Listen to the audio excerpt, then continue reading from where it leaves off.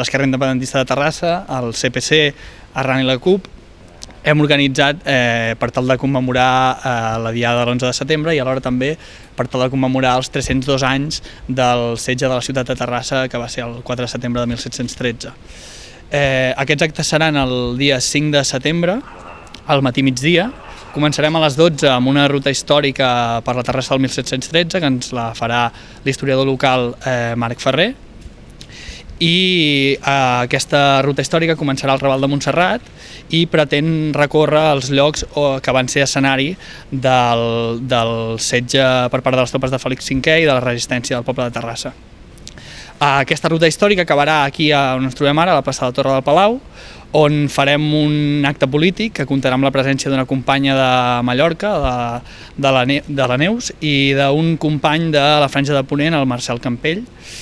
I un cop s'acabi l'acte polític farem un vermut que consistirà en un tast gastronòmic dels països catalans, amb pinxos, amb una mica de musiqueta per amenitzar una mica la trobada. Aquests actes,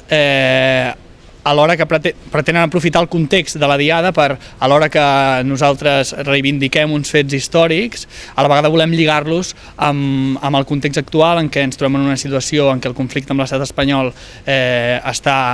més viu que mai. Nosaltres, com a Esquerra Independentista, reivindiquem la independència i la llibertat del nostre poble, volem apostar per la recuperació de totes les sobiranies i alhora reivindiquem els països catalans com el nostre marc de referència polític.